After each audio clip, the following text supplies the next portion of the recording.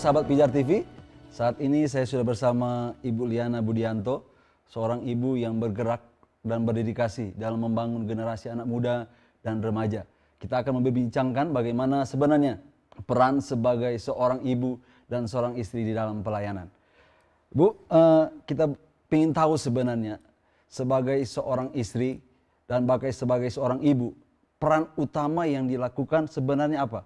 Apakah hanya sebagai pendamping, sebagai penolong, atau punya peran juga untuk membangun kerohanian seorang anak? Ya, sebagai seorang ibu, sebagai seorang istri, tentunya kita punya peran yang begitu besar. Selain sebagai mendampingi suami, kita juga berperan sangat besar terhadap pertumbuhan jiwa dari anak-anak, terutama pertumbuhan rohaninya. Ya.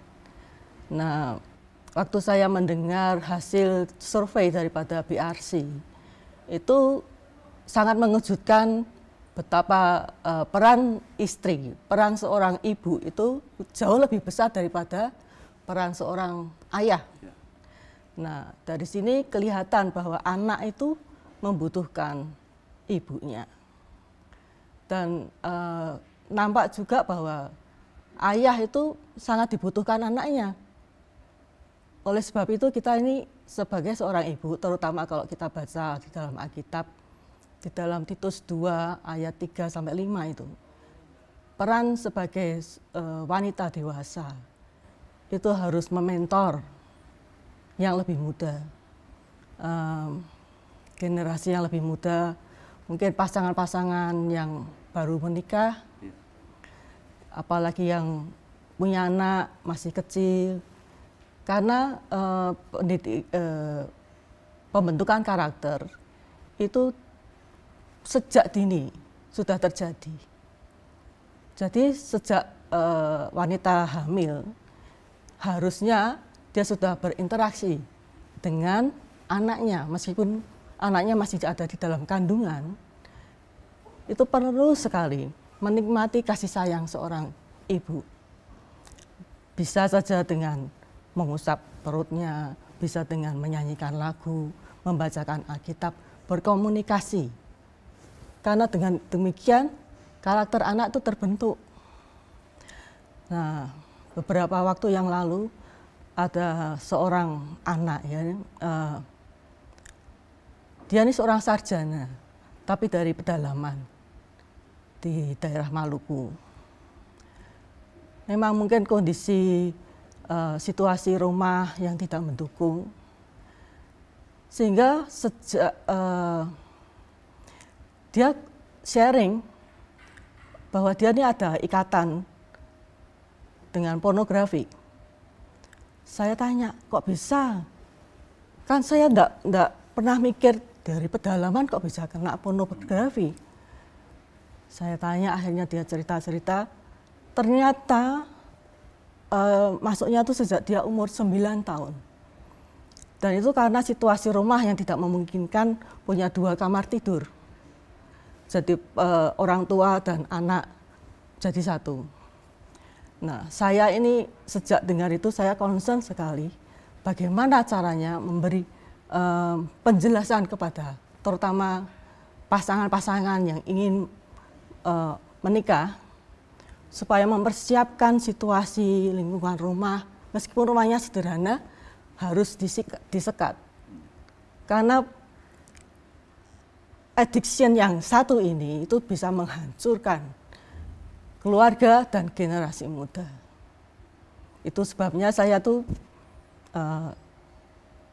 jadi menyadari ya, kita semua harus sadar, apalagi sebagai seorang ibu yang mengandung anaknya selama 9 bulan, terus merawat anaknya, itu kita punya peran yang sangat besar untuk membentuk generasi ini. Ya begini Bu, masalahnya kan ada ibu-ibu yang di luar sana yang mungkin mereka berpikir, saya terbatas dengan pendidikan maupun pengalaman dalam mendidik anak secara kerohanian. Apa sebenarnya yang harus mereka miliki sebelum mereka melakukan hal itu kepada anak-anak mereka? Ya, pertama sebelum menikah itu biasanya kan ada konseling pranikah itu. Dan harusnya gereja-gereja juga menyediakan fasilitas untuk mendidik pasangan-pasangan muda ini yang mau menikah, diberi pendidikan,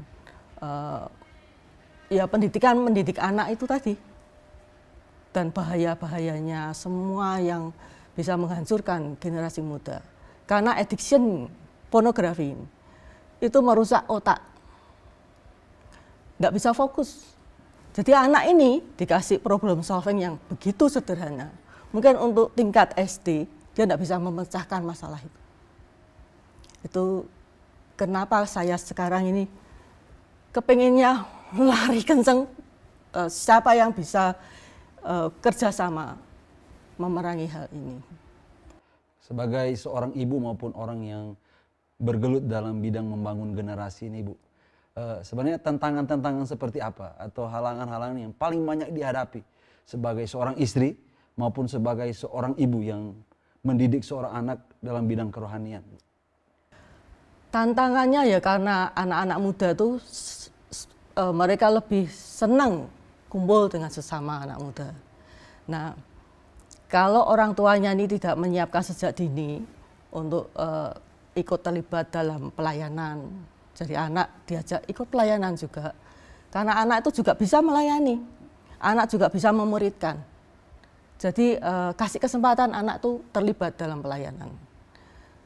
Dan kalau sudah besar ya, seusia anak SMA gitu kan, memang tantangan buat mereka sendiri lebih besar. Peer pressure itu dampaknya sangat menekan anak-anak. Jadi kalau kita bisa mendasari anak-anak ini dengan sedini mungkin, kita bisa menyelamatkan generasi muda ini. Ya.